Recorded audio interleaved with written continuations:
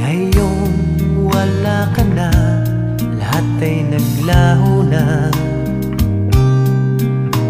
Buhat ng mawalay, nawalan na ng pag-asa.